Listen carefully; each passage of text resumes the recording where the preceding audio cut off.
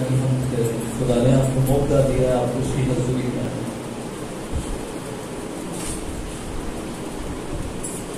اس بات سے شکر ادا کیجیے خدا ایک دو بار دونوں سے پیار کرتا ہے, کیونکہ وہ اپنے سورج کو دونوں پر چمکاتا ہے. ورنہ بتھیرے ہیں جو آج چرچ نہیں آتے اور سال سے چرچ نہیں آتے.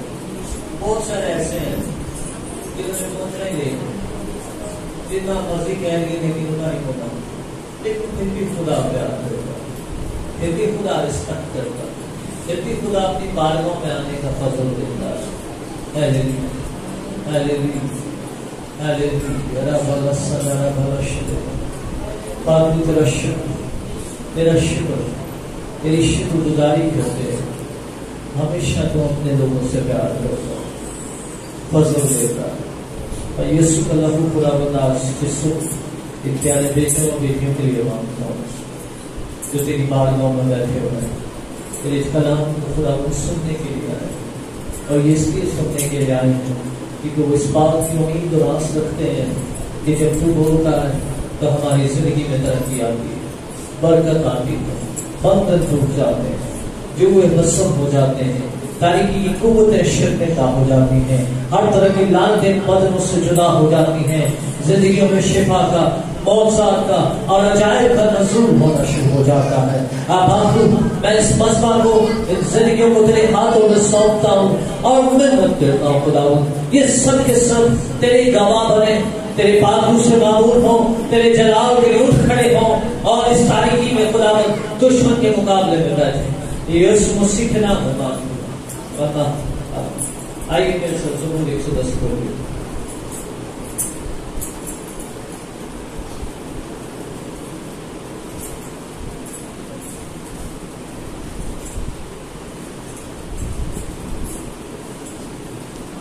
یہوہ نے میرے خداوند سے کہا, پہلے ایسے میں پڑھو, تو میرے دانے ہاتھ بیٹھ,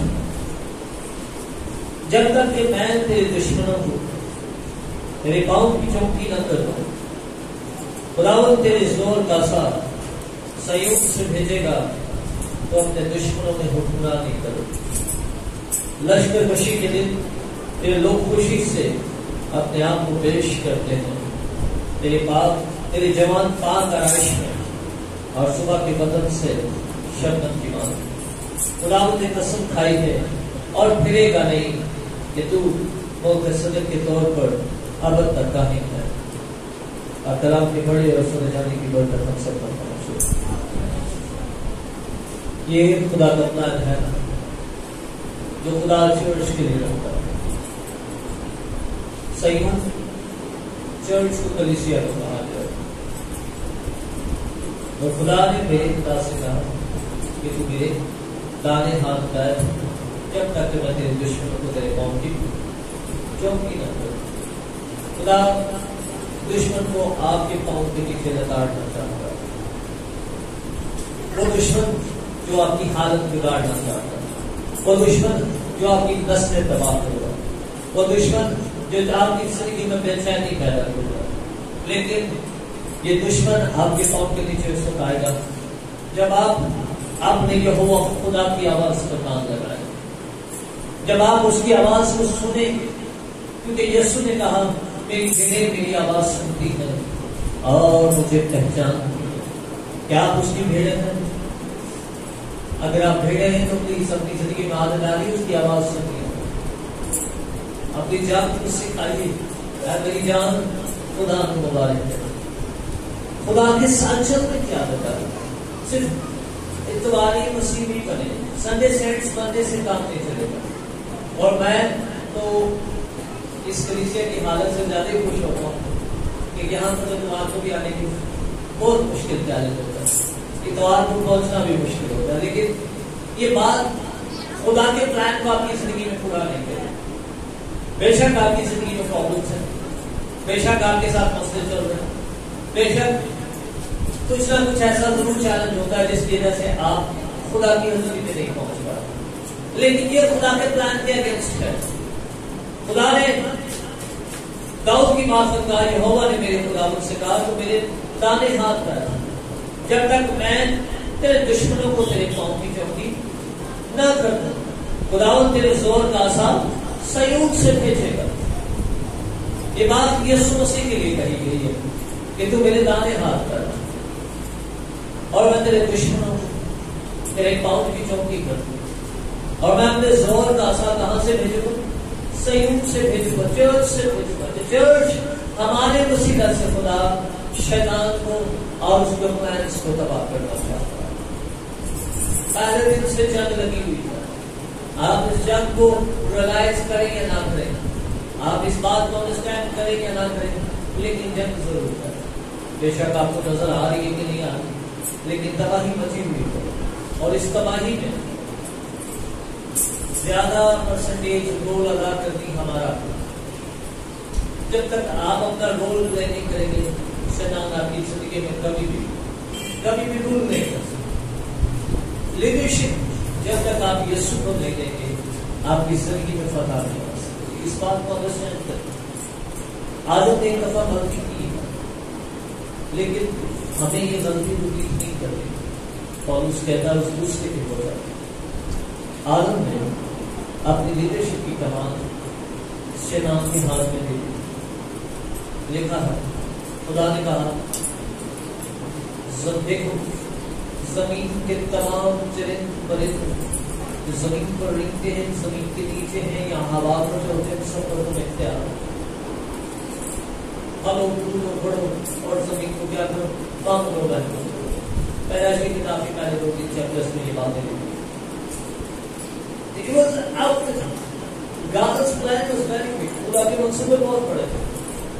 اسے خالی تھوڑا سا لینڈ نہیں دیا، اس نے پوری زمین آدم کے حوالے کی. اس نے پورے طور پر آدم کو اتھارٹی دی، لیکن آدم نے یہ اتھارٹی خود شیطان کے ساتھ ایکسچینج، خود اس کی باتوں کو مان کر اور خدا کے کلام خدا نے کر کے آپ نے اوپر غلامی کا جمعہ لیا ہے اور خدا کی عظیم تخت کو رد کر دیا.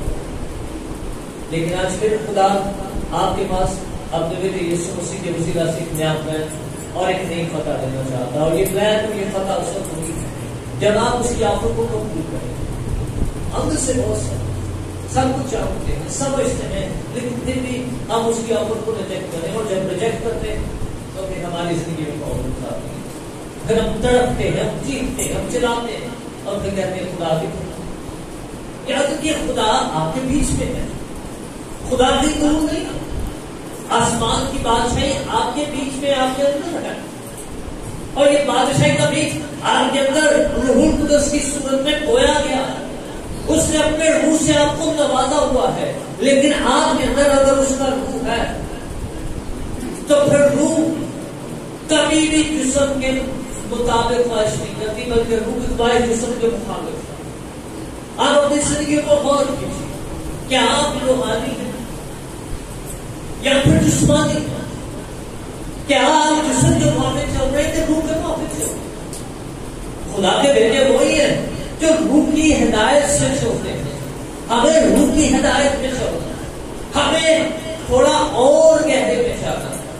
آپ اس لیول پر کھڑے، اس لیول پر شیطان کا کبھی مقابلہ نہیں کر سکتے. مجھے بڑے افسوس کے ساتھ کہنا جس ایٹیٹیوڈ کے ساتھ اس کلیسیا میں ہم موو کر رہے ہیں، یہ چرچ موو کر رہا ہے، اس ایٹیٹیوڈ کے ساتھ شیطان کا کبھی آپ مقابلہ نہیں کر سکتے. اس ایٹیٹیوڈ کے ساتھ صرف اور صرف فرسٹریشن، پریشانیاں ہیں، بے یقینی ہے، کیونکہ ہمارے اندر ابھی تک خالص پن نہیں. خدا کی نگاہ راست بازوں پر اور اس کے کام ان کی دعاؤں پر لگے ہوئے میرے سے. میں پھر سے کہہ رہا ہوں، پترسی کے خط میں لکھا ہوا حدیث سے بات اپنے ساتھ میں رہتے ہیں، خدا کی نگاہ راست بازوں پر اور اس کے کام ان کی دعاؤں پر لگے ہوئے. اگر یہ بات میں اپنے لیے آپ نے لکھا تو پھر اس کا مطلب ہے خدا کی نگاہ پاسٹر حمد پر، پاسٹر دین پر، بھائی طارق پر، پاسٹر عارف پر اور اس کلیسے میں بیٹھے ہوئے جتنے بیٹے اور بیٹیاں یہاں پر اس کا کلام سننے پر لگی ہوئی ہے. اگر خدا کی نگاہ میرے اور آپ پر لگی ہوئی ہے اور خدا آپ کی طرف دیکھ رہا ہے کہ کب یہ پہلا اسٹیپ لے اور میں اس کے پیچھے دوسرا اسٹیپ، تو پھر آپ کے اسٹیپ کی آپ کیوں 9 بجے چرچ نہیں پہنچ پا رہے؟ آپ کا کیوں ٹائم کیوں نہیں لگتا کہ آپ دعائیا میں پہنچ سکیں؟ ویک میں 3 دن اگر چرچ لگ رہا ہے تو 3 دن ہم خدا کی حضوری میں کیوں نہیں آ رہے؟ کیوں ہم نئے کے لیے، کیوں خدا کی حضوری کے لیے، خدا کے جلال کے لیے بھوکے اور پیاسے نہیں ہو رہے؟ اگر ہمیں یہ سب کچھ پتا ہے کہ زمین و آسمان کا کل اختیار یسوع کو سونپا گیا ہے، اگر یسوع کے پاس اختیار ہے تو پھر ہم کیوں حالات کے ساتھ سمجھوتا کریں؟ آج ہماری حالت اس نوجوان کی طرح ہے جو یسوع کے پاس آیا اور اس نے کہا استاد جہاں کی تو جائے گا، میں تیرے پیچھے جاؤں۔ یسوع کو اس نوجوان نے اپنی زندگی مجھے دے دی ہے کیونکہ وہ ہماری زندگی کا نگہبان ہے، وہ ہمارا استاد ہے، لیکن ساتھ ہی یہ بات کہہ دیتا ہے، کہتا ہے مجھے پہلے اجازت دے کہ پہلے میں اپنے باپ کو دفن کروں۔ وہ پہلے اجازت مانگ رہا ہے اور پہل خدا کو دینے کی بجائے اب اپنے دنیا کی کاموں کو لے رہا ہے۔ وہ کہہ کیا رہا ہے جہاں کہیں تو جائے گا خدا میں تیرے ساتھ ہے۔ وعدہ کیا ہے اس کا؟ اور کیجیے خداوند جہاں کہیں تو جائے گا، جو پینسی جہاں کہیں تو جائے گا میں تیرے ساتھ جاؤں، لیکن بات میں کیا پہلے اجازت ہے میں اپنے باپ کو دکھاؤں۔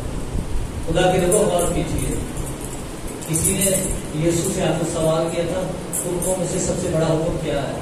تو قاریہ سے پتا کیا حکم پتا چلا تھا؟ اپنے خدا سے اپنے سارے دل، ساری عقل اور ساری جان کے ساتھ پیار کریں۔ خدا کو اول درجہ دیں، اور جب تک خدا کی زندگی میں اول درجہ نہیں ہوگا یقین جانیے خدا کے ساتھ کھڑا نہیں ہوگا۔ آج ہم میں سے بہت سارے ایماندار اپنے خدا پر سوال کر رہے ہوتے ہیں، سر چوک کے پتہ نہیں خدا نے کہتا کہ میری کیوں نہیں آپ کی خدا میں سے جب آپ کے پاس اس کی ہدایت تھی، جب آپ اس کی راہوں کے لیے فکر مند تھی، پلیز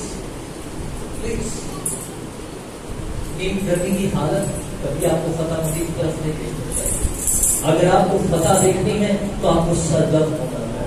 داؤد نے ایک دفعہ غلطی کی، ہو سکتا ہے وہ تھکا ہو سکتا ہے اس کے گھر میں کوئی پریشان ہے، ساری عمر اس نے جنگوں میں گزار دی، لیکن صرف ایک ہی جنگ تھی جس میں وہ جنگ کرنے کے لیے نہیں گیا، ایک کوئی جنگ سی، لیکن اسی جنگ میں شیطان نے اسے بہکا بھی لیا تھا اور ٹریپ بھی کر لیا تھا اور وہ زناکاری کے کھلونے گناہ میں ملوث ہو گیا تھا۔ اور کلام کہتا ہے انسان صرف اپنے جسم کو ناپاک نہیں کرتا بلکہ اپنی روح کو بھی آلودہ کرتا۔ اس نے اپنے روح بدن اور جان تینوں کا نقصان کر دیا تھا، لیکن کیوں نقصان ہوا تھا؟ ریلیکس ایسا نہیں کیا آدھی کو آج نہیں پہنچا کرتی ہے، لیٹ بھی پہنچا کرتی ہے، سب پہ آپ کو ریلیکس مت کیجیے۔ میں آپ سے عقل اور دانائی کی باتیں کروں، ہوشیاری کی باتیں کروں، یہ دانش مند باتیں ہیں۔ امثال کی کتاب میں لکھا ہے دانا کو ملامت کر تو وہ تیری تعظیم کرے گا، دانا کو ملامت کر تو وہ تیری تعظیم کرے گا، لیکن اگر بے وقوف رکے گا تو وہ الٹا غصہ ہی کرے گا۔ آپ اپنی غور کیجیے آپ کس طرف جا رہے ہیں۔ اگر آپ کو خدا ملامت کر رہا ہے، میرے ساتھ ایک منٹ کھولیے، یہاں پر حوالہ پڑھ دیجیے انصاف۔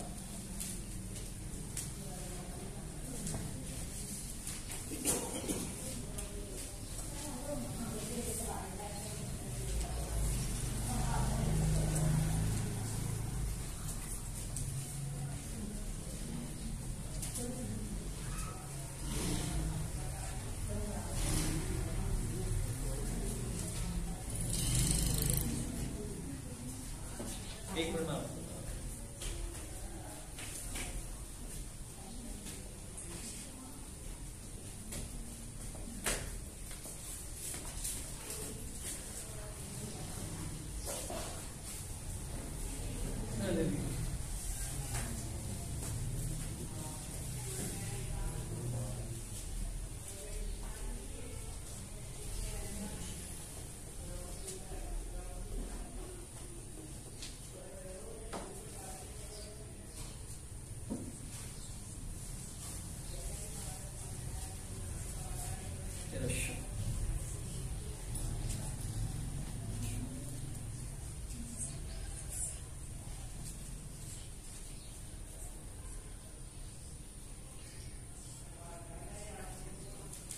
میری آنکھوں سے وجود ہو رہا ہے، لیکن نہ میں یہ 10ویں آیت میں یہ حوالہ ملتا ہوں.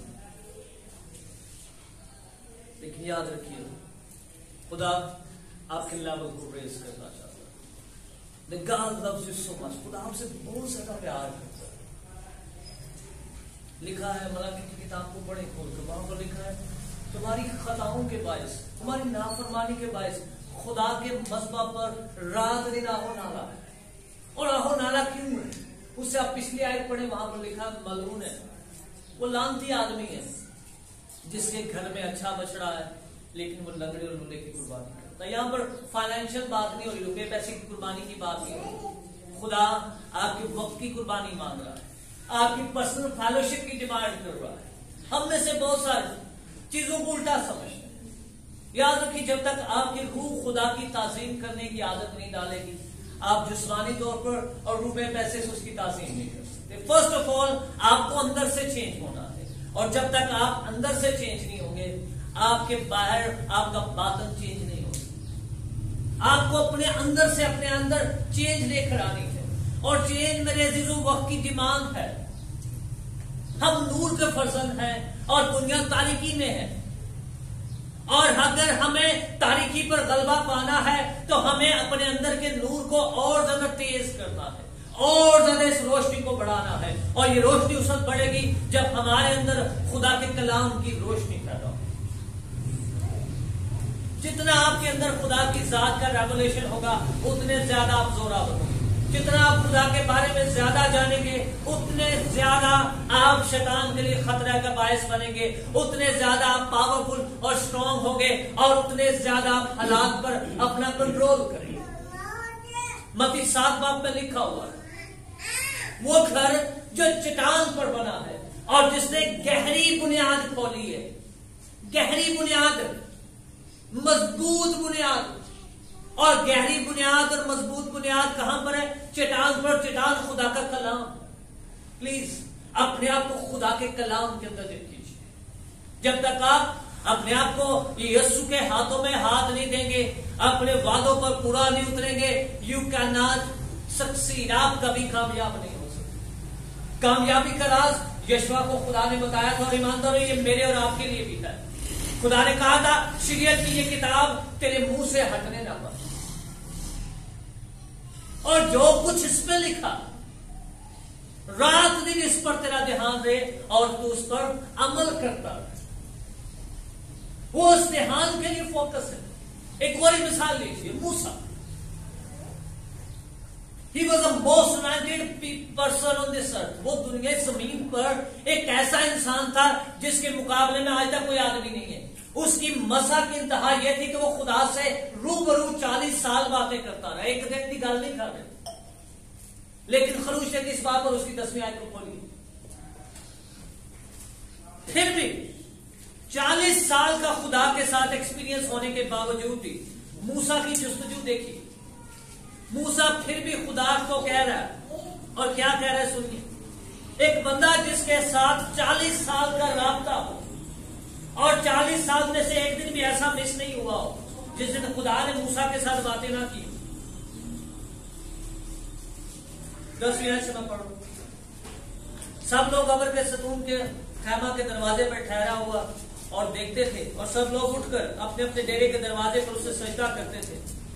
اور جیسے کوئی شخص اپنے دوست سے باتیں کرتا ویسے ہی خداوند روبرو ہو کر موسیٰ سے کیا کرتا تھا. اور آپ کو پتا فرسٹ ٹائم موسیٰ کا ایکسپیرینس کب ہوا تھا؟ موسیٰ اس وقت 80 برس کا تھا جب جھاڑی میں آگ لگی تھی اور خدا نے موسیٰ پر اپنا آپ ظاہر کیا تھا. اور جب موسیٰ مرا تھا وہ 120 برس کا تھا. 31 باب کو پڑھیے گا. اور جب مرنے سے پہلے بھی خدا نے سے کہا تھا تو پرسیکا کی چوٹی پر چلا جا کیونکہ اب تیرا وقت کمپلیٹ ہو گیا اور تو وہاں پر دفن ہو. 40 سال خدا کے ساتھ قائم گزارا. انائٹنگ کی انتہا دیکھیے. لیکن پھر بھی 12 آیت میں لکھا موسیٰ نے خدا سے کہا دیکھ تو مجھ سے کہتا ہے ان لوگوں کو لے چل، پر مجھے نہیں یہ بتایا کہ تو کس کو میرے پاس بھیجے گا. حالانکہ تو نے یہ بھی کہا کہ میں تجھ کو نام بنام جانتا ہوں اور تجھ پر میرے کرم کی نگاہ ہے. بس اگر مجھ پر تیرے کرم کی نظر ہے تو مجھے اپنی راہ بتا جس سے میں تجھے پہچان لوں، تاکہ مجھ پر تیرے کرم کی नजर रहे। 3 आयत को और कीजिए, मूसा क्या कर रहा है? मूसा कर रहा है, बस अगर मुझ पर तेरे करम की नजर है। 40 साल का एक्सपीरियंस होने के बावजूद भी फिर भी खुदा से कह रहा है, अगर मुझ पर तेरे करम की तो मुझे अपनी राह बता, जिससे मैं तुझे पहचान लूं। फिर भी पूरे तौर पर खुदा की जात को वो पहचान नहीं पा रहा, और फिर भी खुदा से रिक्वेस्टिंग कर रहा है, मुझे अपनी पहचान। चलिए खुदा को आपका पूरा पूरा ताज चाहिए। इसके कलाम में लिखा है, जान देने तक वफादार रह तो मैं तुझे जिंदगी का ताज दूंगा। अगर मूसा 40 साल भी खुदा के साथ चलने के बाद सिर्फ ये मिन्नत कर रहा है कि मैं तुझे पहचानूं ताकि मुझ पर तेरे करम की निगाह रहे, तो ख्याल कीजिए हमें किस तौर पर खुदा की जस्तजू करने की जरूरत है, हमें किस तौर पर खुदा के साथ चलने की जरूरत है। इस फ्राइडे मीटिंग में मैं कुछ लोग आए थे, मैं नासमा आई थी और मैं नसीम आई थी, तो मैं इनके साथ शेयर कर रहा था। दानियल नौजवान आदमी, जवानी उसकी बहक सकती थी, जवानी के नशे में, लेकिन जवान होने के बावजूद भी उसने अपनी राहों को खुदा की राहों पर रखा हुआ। और दानियल पहला बात और उसकी बात ज्ञान को पढ़ी, वहां पर लिखा है, दानियल ने अपने आप से कहा, किसी दूसरे से नहीं कहा, अपने आप से कहा कि मैं अपने आप को नापाक नहीं करूं। हालांकि वो बादशाह के महल में था, उसके पास दुनिया की अयाशी की हर एक सहूलत मैसर थी, सिर्फ मैं नहीं, हर एक चीज थी, शराब शबाब और पैसा, दौलत, लिबास, जो कुछ सोच सकते हैं वो सब कुछ था। लेकिन फिर भी दानियल ने क्या किया? दानियल ने खुदा के साथ वादा किया और अपने आप से कहा है कि मैं अपने आप को हरगिज़ नापाक नहीं करूंगा। और जो नापाक नहीं करता तो फिर देखिए खुदा भी कहता है, दानियल जिस दिन से तूने दिल लगाया है उस दिन से खुदा ने तेरी सुन ली है। याद रखिए, खुदा पाकीज़गी का खुदा है। खुदा हमेशा पाकीज़गी के साथ खड़ा होता है, आपके गुनाह के साथ वो कभी खड़ा नहीं। ये नहीं हो सकता कि